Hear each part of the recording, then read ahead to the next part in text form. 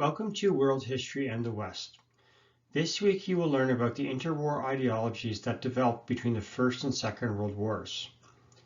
This lecture in particular will focus on the rise of communism. Please keep in mind the following central question as you progress through the material of the week. Why did democracy fail to prevent the growth of communism and fascism during the interwar period? Introduction. Following the Great War, there was hope for peace within Europe and the world. It was believed that liberal democracies had prevailed. However, the after effects of the war would result in the rise of competing ideologies, most notably communism and fascism. These ideologies would fuse with totalitarianism to create unrest in Europe. The growth of communism gave rise to the growth of fascism, and democracy would struggle to survive. Lecture context. In previous courses, you have likely focused much on the rise of Hitler. This lecture will focus more on the rise of communism and those who fueled its growth. Here are some details. Where? All of Europe. When? 1917 to 1939. Lecture topics: the rise of communism, Lenin and the revolution, Stalin comes to power, and Stalin's plan. The central question of the week: why did democracy fail to prevent the growth of communism and fascism during the interwar period? The broader picture. The interwar period follows the Great War and sets the stage for World War II. This is all within the modern era. The ideologies of the interwar period. There were three main ideologies during this time period. They include communism, democracy/liberalism, and fascism. Let's start with communism. Communism rejects democracy and focuses on the plight of workers. It believes that violence is needed in order to change society and move history. It focuses on large intrusive government and also controls the economy. Democracy/liberalism. Democracy is really a system of government and the way through which liberalism is politically expressed. It focuses on the rights of people, believes in elected officials, and limited power of government. Fascism focuses on the glory of the nation or race, totalitarian rule, fear and force to control society. Government and large businesses collude together, limiting small businesses. For example, some large German corporations like Farber and Mercedes worked alongside the Nazi government and financially benefited. The birth of communism. Karl Marx and Friedrich Engels were the founders of communism and together wrote the Communist Manifesto in 1848, detailing the abuses of capitalism in England. Marx had not anticipated a communist revolution in Russia, but instead in Britain. He argued that industrialization abused the workers and would eventually result in a revolution. However, in 1917, a revolution erupted in Russia for different reasons. The idea of an equal society and shared land ownership resonated with Russian peasants who for centuries had worked the land of the nobles with no hope for a better life. The road to revolution. Several key events prior to the revolution highlighted the desire for reform in Russia. Defeat in the Crimean War of 1856. The reaction, emancipation of the serfs in 1861. Prior to this time, serfs or peasants were sold with the land from noble to noble. They essentially lived within a state of slavery. In 1881, Tsar Alexander II was assassinated. This resulted in Tsar Nicholas coming to power. In 1904-1905, Russia engaged Japan in war, in what became known as the Russo-Japanese War. The Russians would lose this war, and Russian power would be questioned. The Russian people continued to be frustrated by the failings of the Russian government. In 1905, they staged a revolution, which resulted in the Tsar introducing a parliament, also known as the Duma, and the nation's first constitution. World War I was a disaster for Russia, and resulted in the abdication of Tsar Nicholas from the throne. The Russian Revolution begins. By 1917, Russian soldiers had had enough of the war, and many simply went home. The war had never been popular amongst the Russians. In February, rioting started in Petrograd. The army was called in, but they refused to fire on the crowd. The Duma, or Russian Parliament, then asked the Tsar to abdicate the throne, and he agreed, bringing an end to the Romanov dynasty. A democratic-based provisional government was set up under Alexander Kerensky. Alexander Kerensky. Under Kerensky, Russia continued the war effort in support of the Triple Entente. However, the war was still very unpopular. The provisional government's goal was to stabilize power until an election could be held. During this time, Vladimir Lenin returned from exile with the help of the Germans. Lenin was an aggressive communist who had spent time in Russian prisons prior to his exile. The Germans aided Lenin in his return to Russia with the understanding he would remove Russia from the war once he gained power. The life of Lenin. In 1887, Lenin's brother was executed by the government. His brother had been a part of a communist terrorist group. Lenin was greatly impacted by his brother's death. Lenin was then educated in law. He continued his involvement with the communists and was exiled to Siberia from 1897 to 1900. Upon his release, he moved abroad, living in Switzerland and traveling throughout Europe. In 1903, he split with the Social Democratic Party, officially rejecting democracy.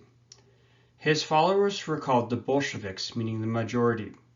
His opponents were the Mensheviks, or the minority. He hears of the revolution in March of 1917, and with the help of the Germans, returns back to Russia, where he continues the revolution and is able to consolidate power. Lenin and the Revolution. In Lenin's early writings, he believed that educated communists would be the vanguard of the revolution, meaning they would go first, not the proletariat. The proletariat were Russians who did not own land but who could leverage the power of their labor. Marxism stated that the first stage of the revolution would be cooperation with Democrats. Lenin rejected this. As a result, the communist ideology in Russia was modified and renamed Leninism or Bolshevism. Lenin and the Revolution.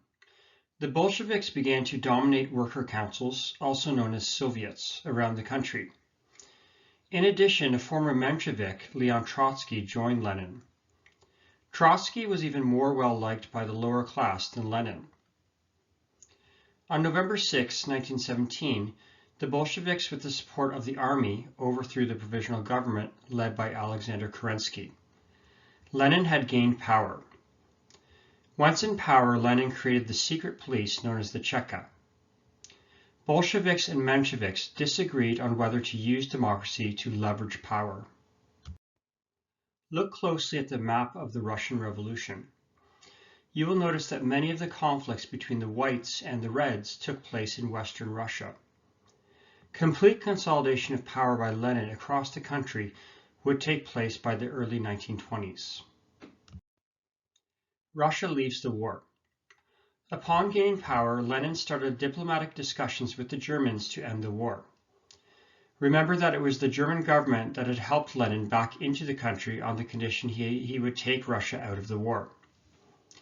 The Treaty of Brest-Litovsk came at great cost to Russia. 26% of its territory was given to Germany, which included 75% of Russia's coal mines and also the Ukraine, known as the breadbasket of Europe. Opposition to Lenin. Those who opposed and fought Lenin were known as the Whites. Many Whites had supported the March Revolution, but wanted a representative government with no Tsar. The Bolsheviks' forces were known as the Reds. Foreign countries, including Canada, sent troops to support the Whites. By the early 1920s, opposing forces had been defeated, and Lenin had consolidated power across the nation. Lenin's death. Lenin never achieved his goal of spreading communism worldwide. Although he survived several assassination attempts, he ultimately died from overworking himself. And in 1924, he suffered several strokes that left him paralyzed and mute. Two key supporters, Stalin and Trotsky, soon started jockeying for power. The rise of Stalin. Following Lenin's death, the two prominent leadership contenders were Joseph Stalin and Leon Trotsky. Stalin gained support through fear, intimidation, and a series of cunning moves. Those who feared him fled, including Trotsky, who would seek asylum in Mexico. In 1940, Stalin would send secret agents to Mexico to assassinate Trotsky. Stalin would rule from 1924 to 1953. Stalin's Russia. Stalin's focus would be on communism in Russia, not the spread of it worldwide, as was Lenin's intent. His rule would result in significant changes. Russia became known as the United Soviet Socialist Republic, the USSR. He also oversaw the implementation of 5-year economic plans, and the Reign of Terror that saw the murder of those Stalin deemed a threat to his power, including many of his top military generals. Stalin's 5-year plans. Heavy industrialization. This took place from 1932 to 1937. The intent of this plan was to catch up to other industrialized nations in Europe. This economic plan focused on the development of heavy industry and the production of steel. This resulted in massive increase in steel production, but it came at a high human cost. The next plan was the collectivization of farms. This took place from 1929 to 1934. The government took possession of all private farms. Farms had been owned by kulaks, or Russian farmers who owned their own land.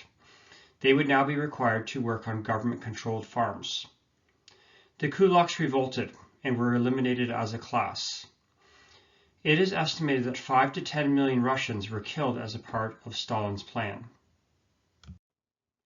Stalin's Reign of Terror. Those in government had become a new class within Russia. Stalin feared the growth of this new class. Ironically, many of these people within this class had fought alongside Stalin on his road to power. In 1932, Stalin started the purge of the Communist Party. Many were executed or sent to gulags, which were essentially Russian concentration camps. The Gulag Archipelago existed from 1923 to 1961. Stalin and Marxism. Stalin, like Lenin, modified communism. He was more focused on the glory of Russia rather than the spread of the ideology worldwide. He favored elitism, which ironically was quite contrary to the concept of equality originally promoted by communism. And he forced work on the peasants. Communism under Stalin is really defined more accurately as Stalinism. The impact. The Russian Revolution would greatly influence the world. From it would come the spread of communism worldwide, and eventually the Cold War. Fascism in Italy and Germany would of course result in World War II.